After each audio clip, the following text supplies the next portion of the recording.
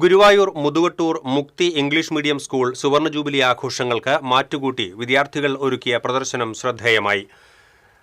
Primary LP വിദ്യാർത്ഥികൾ വിവിധ ക്ലബ്ബുകളുടെ നേതൃത്വത്തിലാണ് പ്രദർശനം ഒരുക്കിയത്. ആധുനിക കാലത്തെ ഏറ്റവും വലിയ വെല്ലുവിളിയായ മാലിന്യ സംസ്കരണത്തിന് ഊന്നൽ നൽകി കുരുന്നുകൾ തയ്യാറാക്കിയ മാതൃകകൾ ശ്രദ്ധേയമായി. വീട്ടിലെയും വിദ്യാലയത്തിലെയും മാലിന്യങ്ങൾ എങ്ങനെ പുനരുപയോഗിക്കാമെന്നും സംസ്കരിക്കാമെന്നും ലളിതമായ മാതൃകകളിലൂടെ കുട്ടികൾ കാട്ടിത്തന്നു. പ്രകൃതി സംരക്ഷണത്തിന്റെ ആവശ്യകതയും ഇവർ ഇതിലൂടെ ചൂണ്ടിക്കാട്ടി.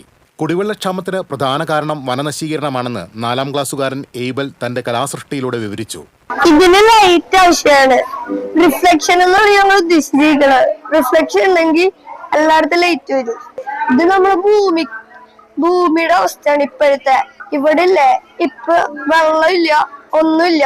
നമ്മളെ ഭൂമിയിലത്തെ മരങ്ങൾ വിട്ട ഇതൊരു ഗ്രാമം, ഒരു ചെടികളും മരങ്ങളും എല്ലാം ഉള്ള ഒരു ഗ്രാമം. ഇത് ഒരു മരത്തിലൊരു കിളിക്കൂട്, പിന്നെ ഒരു കുളം, അതൊക്കെ. നിത്യജീവിതത്തിലെ ശാസ്ത്ര സത്യങ്ങളും പാരിസ്ഥിതിക പ്രശ്നങ്ങളും ലളിതമായി അവതരിപ്പിക്കാൻ കുട്ടികൾക്ക് സാധിച്ചു.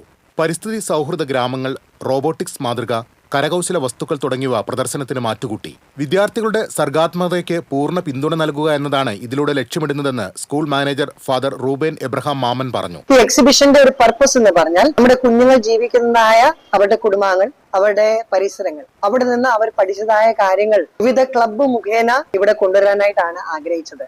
നമ്മുടെ കുഞ്ഞുങ്ങളുടെ എന്താണ് സർഗാത്മകമായിട്ടുള്ളതായ കഴിവുകൾ, അതിനോടനുബന്ധിച്ച് അവർക്ക് വേണ്ടതായ ക്ലബ്ബ് അവർക്ക് വേണ്ടി രൂപീകരിച്ച് നമ്മുടെ 4ാം ക്ലാസ്സിലെ കുഞ്ഞുങ്ങൾ അതിന്റെ ലീഡേഴ്സായിട്ടും 3ാം ക്ലാസ്സിലെ കുഞ്ഞുങ്ങൾ അതിന്റെ അസിസ്റ്റന്റ് ലീഡേഴ്സായിട്ടും ബാക്കിയുള്ളതായ കൊച്ചു കുഞ്ഞുങ്ങൾ എല്ലാവരും ചേർന്ന് അതിന്റെയൊക്കെ ഭാഗമാക്കാനായിട്ട് ഇടയായി. പ്രദർശനം വാർഡ് കൗൺസിലർ ഷർമിള സത്താർ ഉദ്ഘാടനം ചെയ്തു. മുൻ councillor KV Sathar, PV Babitha, Shajila Kabeer, advocate Pratyush Chundalath, TT James തുടങ്ങിയവർ സംസാരിച്ചു. TCV news, Guruvayur.